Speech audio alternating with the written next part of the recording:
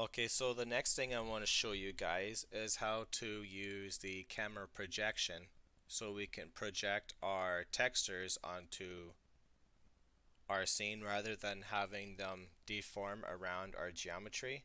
So we can start to create some cool sort of like retro-y shaders like this, or any sort of like halftone effect like how they did in the new Spider-Man animated film, where they sort of have like the little like edge details and stuff with like the halftone sort of features on them.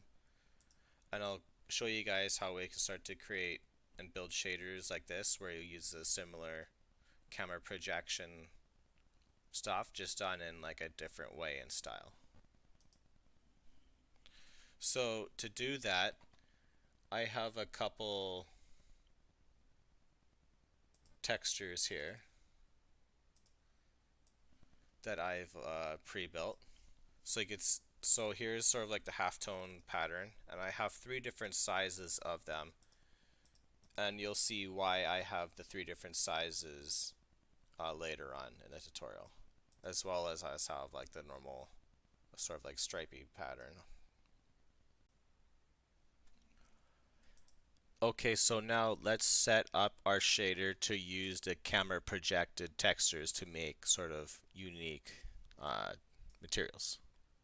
So let's just drag in your like texture you want to use. I'm using my sort of like medium size halftone. And let's connect that into our emission color. And you can see by default is being cubically projected on all our assets in our scene, as that's how we did it through our texture tag. In this version of Arnold, which I believe is the current version, there's a couple bugs with the camera projection stuff. So if it's not working, I'll just like show you all the ways on how to do it, and one of them should be able to work for you. The way I'm going to show you now, I used to be able to do, but I can't do it anymore. So I'll show you a workaround for that. So what I usually do is grab the texture tag for the material, and then we can change our projection drop down to camera mapping.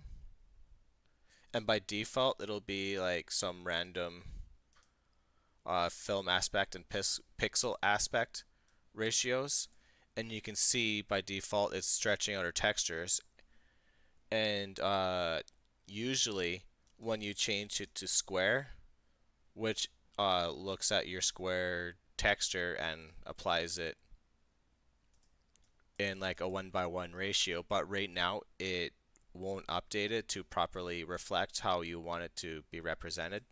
So you can see our halftone dots are getting stretched out no matter what we change it to in any of these options.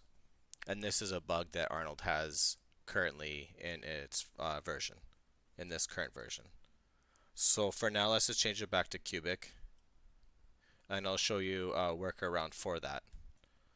So what we can do in here, let's go in, you can start typing in camera and a camera projection node will pop up. Let's drag that into our scene, and let's connect that into our shader graph. So we'll drop down into main and projection color, and then we'll take the output and plug that into our emission color.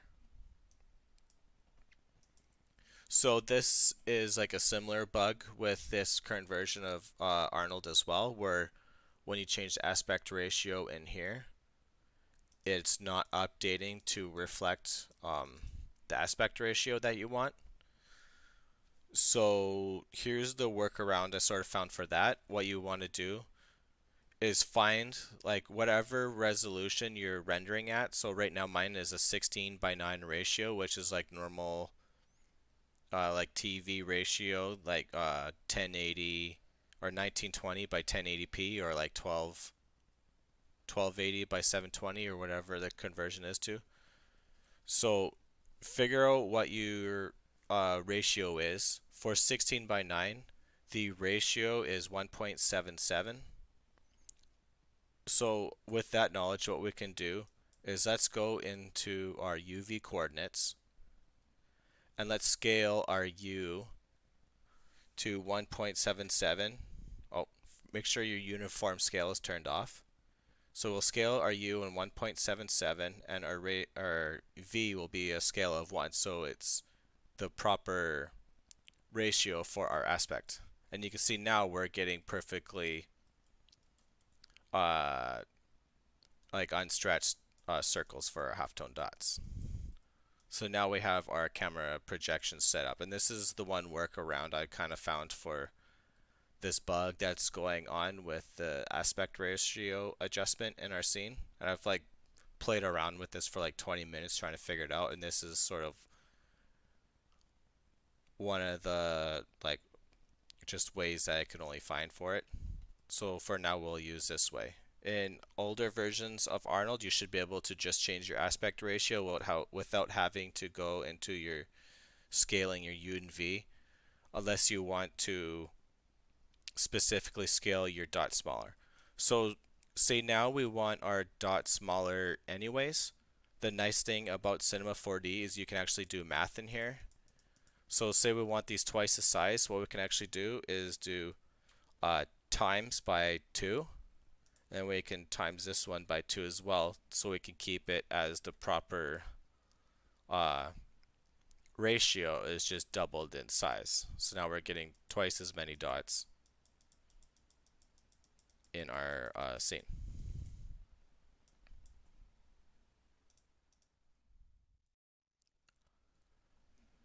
So next we'll do something similar that we did before with the shadow matte, but this time we'll use a utility shader and we'll clamp that down to sort of isolate and mask out where we want our halftone dots to show up. So it's in our search field. Let's start to type in utility and let's drag that into our scene.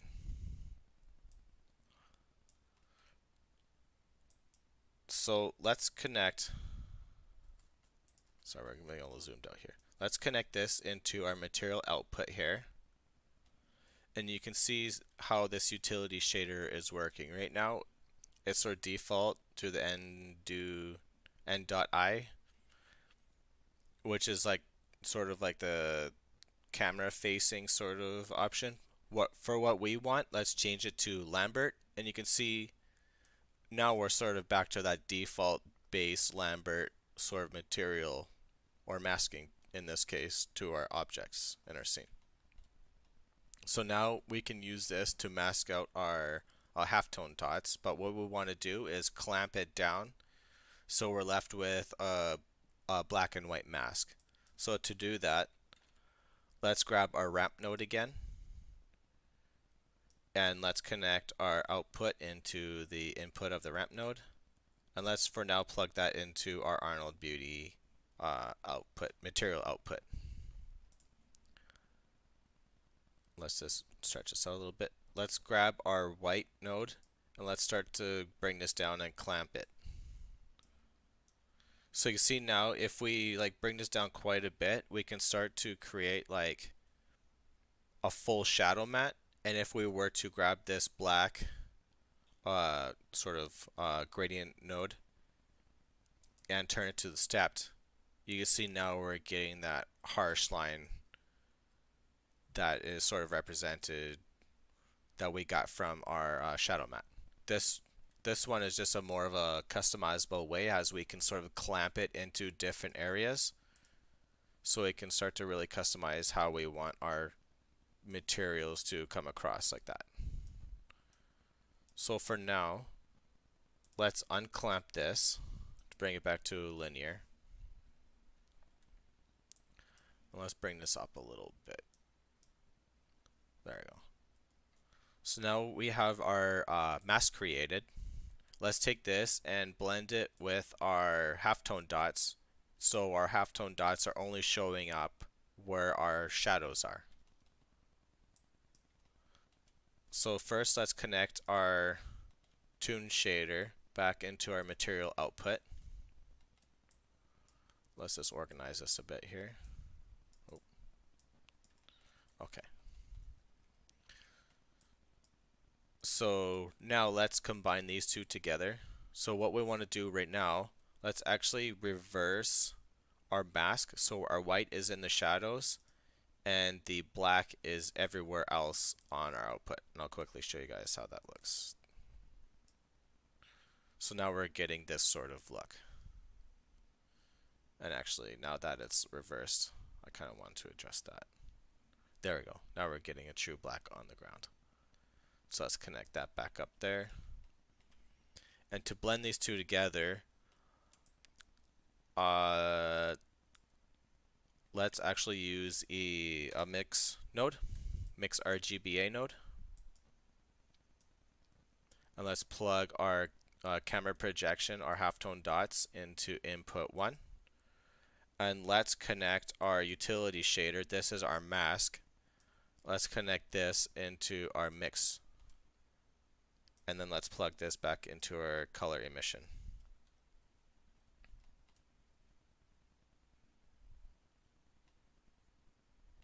So actually, let's plug this guy. Let's plug our halftone dots into input 2. And let's remove our input 1 node. So you can see now where the white shows up, it's showing up input 2, and you can see how we're getting the halftone dots. And then input 1, let's just bring that back up to white. And you can see now we're starting to get a little bit of the halftone feel on our objects, and we're using the utility node to mask out where we want those to show up. And so usually in like comic books and like sort of like retro like screen printing and stuff, they won't have like the gradient effect going on. So that's where the multiple different sizes of the halftones come into play. And so I'll show you guys how to sort of create a chain of how we can blend our sort of thick halftone dots, so we can show those in the shadow, to the real tiny small halftone dots where it'll fade out into the lit areas. So now let's chain together a few different sizes of the halftone dots so we can get rid of the gradient for the most part and increase or decrease the size of the halftone dots based on our mask. So to do that, let's grab our little halftone dot and mask chain, and let's Control C, Control V that. And now we have our two sizes. So to connect these together, grab a multiply node. Because we're dealing with just black and white information, we can multiply these on top of each other. So connect that one into input 1, and connect this into input 2, and plug that into our color emission. So now let's grab our second halftone texture, and I'm just going to grab my halftone small and open that up. So by default, we won't really see a change until we adjust our utility ramp clamping. So let's drag out our black, and let's bring our whites up as well. Let's bring our black back down a little bit. And you can see now we're starting to get a gradient, or not a gradient, sort of like, yeah, I guess a gradient of like the size though, from like the medium halftones, and we're getting into the small halftones now. So now we can like clamp this a little bit more. Let's bring this back down. So we don't want that much to show up.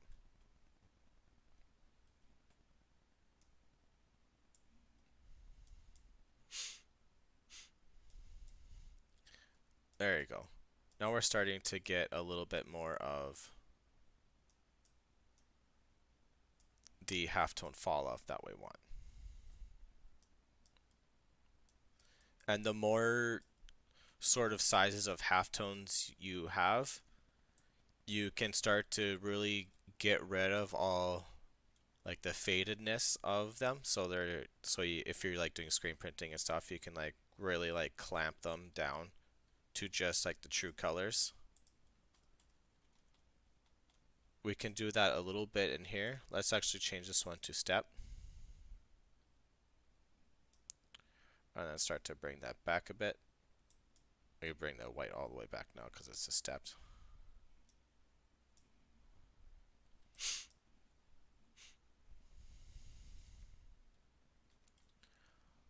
Okay, so yeah, let's bring this back up actually. Actually, let's bring this back to the linear for now. But clamp our fall off. There we go. So now we sort of have our finer dots. Let's introduce our full shadow dots, or the big thick ones. So let's take this chain, let's just move it up there a bit. Let's grab our small dots and let's grab the multiply as well. Let's copy paste that. And let's bring that up into here. And we will connect the multiplies together. Grab the output.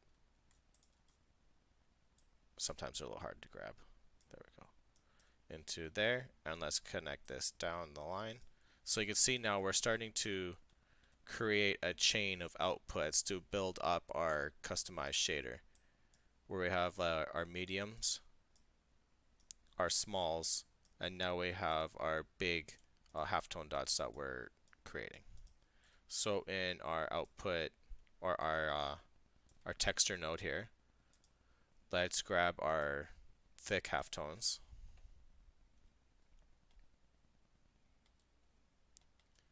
And let's adjust our ramp node so they're right on the edge of the shadow. That'll be like clamped almost all the way down.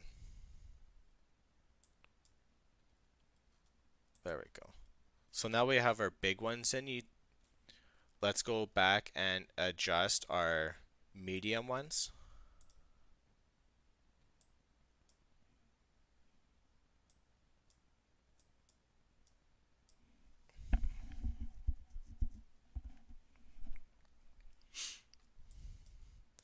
And you can see how we're starting to create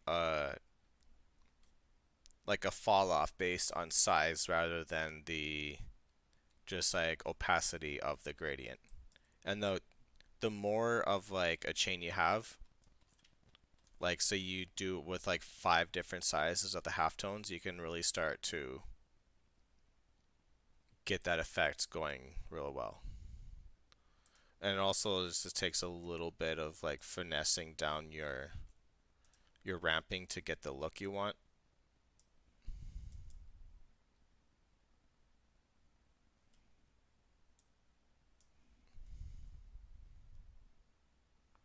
There we go. Now we're starting to create a little bit of a better fall off here. Let's like bring those up a little bit there. There we go. So yeah, you can see here along the side how it's starting to blend away based on their size of the halftones. So it just depends on how like complex you want to go with your shader for the end result. But for this tutorial, I'll just keep it at the 3 steps for now.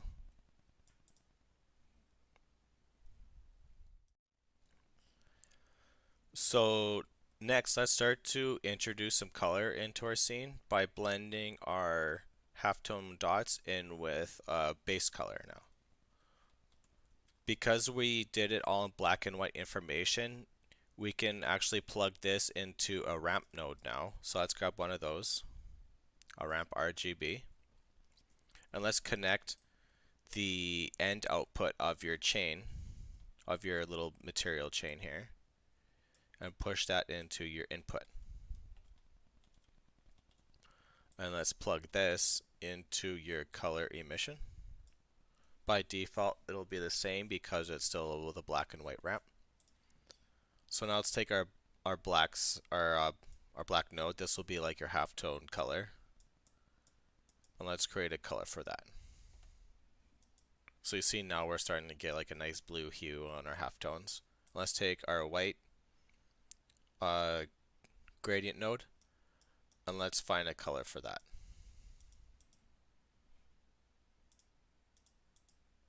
Let's do something in orange. There you go. Now you can see how we're starting to build up a look for our scene. It just takes a little bit of chaining the nodes together to get this set up, but once you get it set up, it's pretty much just going back in and fine-tuning the look for your scene. And then what you can also do now is turn off your edge detection, and you sort of it starts to create a sort of a cool look for your scene. Something. This is sort of what I did for the one scene I created. For this one, I turned off all the edges and just used this halftone sort of effect to create like the fall off and stuff.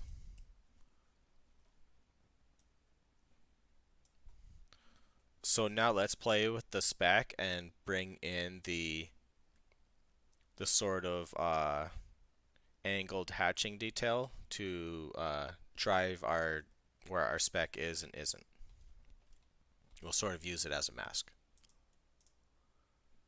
So let's drag that into our scene. And what we'll do now, first let's just plug this into our specular channel into the weight. And then what we can do now, let's start to increase our roughness.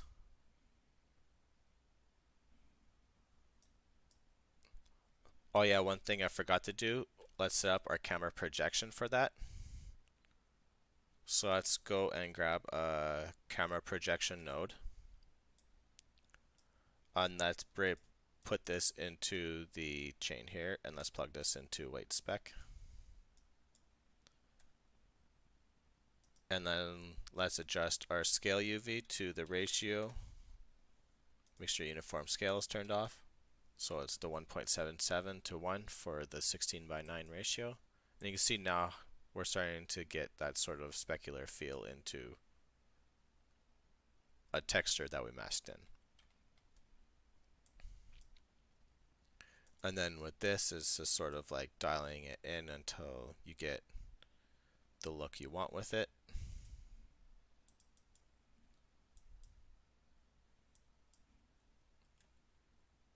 I think somewhere around here should be pretty decent, maybe a little bit less. So you have what you want, but it's just too bright. What we can do is let's grab another ramp node,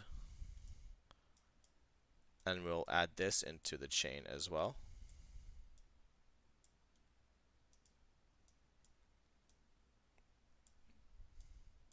Okay, and now let's grab the white side, and let's start to bring this down. And you can see the roughness effect is still, it still makes it like the sort of like broad specular coverage, but now it's not as hot.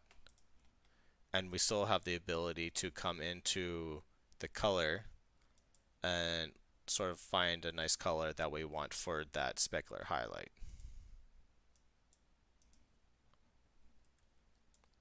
There, now we're starting to bring that back in. Actually, I want to increase the roughness a little bit and maybe bring up the brightness of that a little bit as well. There you go. So one thing I did in this scene was bring in a little bit of like sort of like a grainy feel detail to it, just to make it feel like it has like that sort of like retro, like sort of old paper quality to it. And that's just another texture that will blend into our sort of material chain here.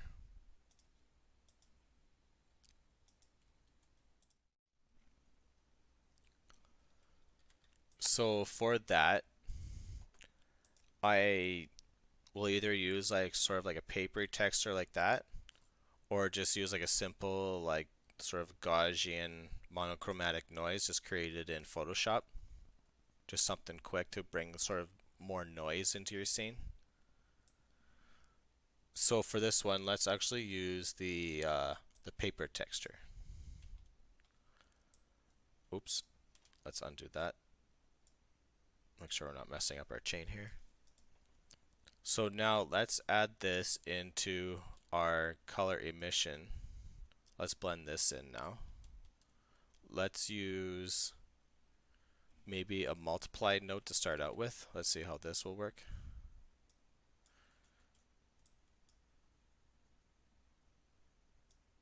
There we go. That's the one thing I don't like about how it's using the sort of C4D sort of graph editor is sometimes the points are real hard to grab. But for now, let's pipe this in and we'll see how that looks. So you see how it's darkening your scene there a little bit, but now we're starting to get that paper feel to it. But right now it's not camera projected, so let's camera projection node, and let's add that into our material as well. And then let's adjust that to our correct ratio. Oh, there we go. So now we have our right ratio for that. I'm actually thinking I'll double that, or you can times it by like 1.2. Just say if you just want it to be like doubled like a little bit, or like whatever you want. Depends on what you want. It's just nice to be able to do the math up in like any of these boxes, so you can keep everything sort of similar without having to like do the math somewhere else. You can just type it in there and you're ready to go. So now we got like our nice papery texture in there, and it starts to create like a cool feel. But right now it's darkening our texture quite a bit because this thing is a pretty gray by default. So what we can do now, let's grab another ramp node. You can see how much I like use these things. I use them for everything. Let's plug that into input. Let's plug that into our camera. Or actually, let's not do it there. Let's do it after the camera just to keep it a little bit more organized, so we're not searching for it later on if we want to adjust it. Let's plug that into there. And let's start to clamp our whites a little bit more. There you go. Now we're starting to get our actual true colors back into our scene, but we're still getting that sort of paper quality feel to our render.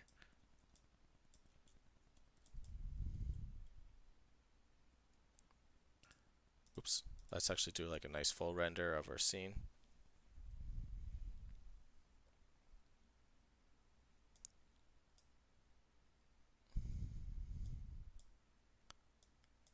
Awesome.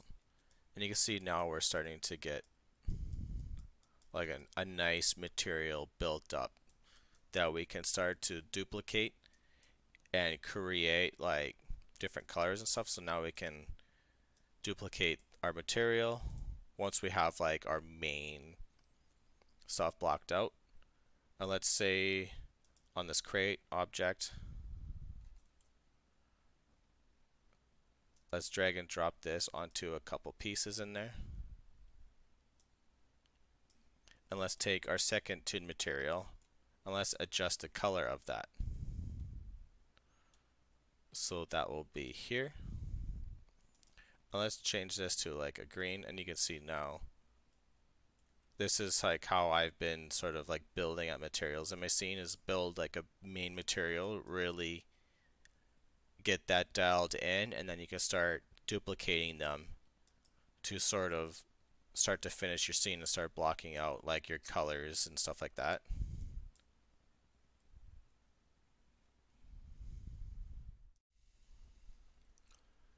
So one thing that's nice about the Arnold IPR window is you can actually drag and drop materials into it, and wherever you release it, it'll apply that material to that. So it can be real nice, so it's like quickly like duplicate your materials and like quickly change the colors. So I can do that. Let's make this one sort of like a blue color. it won't update down here until you update or until you stop the IPR window. But in the meantime, we can still drag and drop it and it'll still update with that sort of new color. And we can drag and drop it again. Let's make sure that's selected. And now let's turn it to like a green.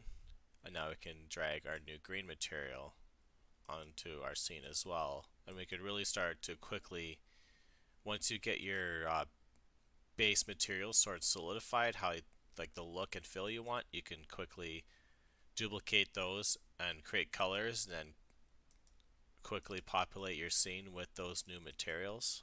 So you can create some real fast iterations of your scene with them and just be able to like refine your scene way faster using this sort of like drag and drop process in the window. So I brought our shader back to just a simple Toon Shader with a ramp RGB node being driven into the tone mapping for our base color. So let's close all these just so we can get back to just our default scene with our cell shaded look. And so now I'll show you guys how to create a sort of a pixel art feel for your scene. So to do that, let's go into our edit render settings. Let's go into our Arnold renderer tab. And in our camera AA, let's bring that down. If you like drag it all the way down to 1, it'll still refine your scene up quite a bit. But what you can actually do is manually type in, and let's type in a -1 and push and click enter. And you'll see now it's starting to create, it doesn't refine your scene to like enough steps to make it unpixelated. But so we can like drive that even further. Let's drive that to a -2. And you can see now we're starting to create sort of a pixely, like a pixel art feel to our scene. And you can create some pretty cool little looks with that. So with that, I was able to sort of create like stuff like this, where you could get like the cool sort of like pixel shaded, sort of like retro, like 16-bit sort of feel to your scene, like the old like video games and stuff from like the Super Nintendo or whatever. So there could be like a lot of capabilities with this. Like the further down you go, of course, like the less it'll be refined, which means more pixels in your scene.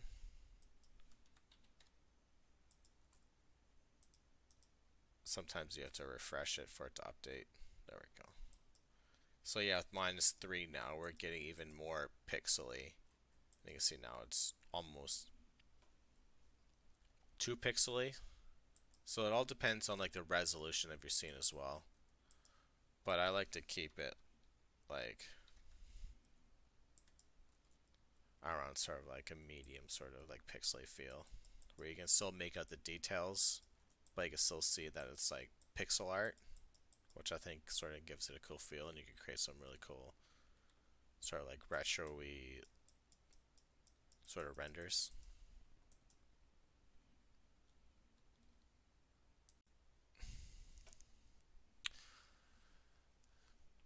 So yeah, that's pretty much the end of the tutorial. For that, we went over the Toon Shader and broke down all the sort of the channels that are commonly used for it, and we went through a whole bunch of different sort of ways to be able to create and customize our materials for different unique looks. If you guys have any questions or would like to show me any of your artwork, feel free to contact me on any of my platforms that I'm on, and I'll also leave my contact information with the tutorial as well, so you can contact me from there. I would absolutely love to see what you guys are able to come up with this thing, with this shader. So yeah, have a great day and have fun playing with this thing. It's really It's real fun to just really get into and to start creating some unique things with it. Have a good day.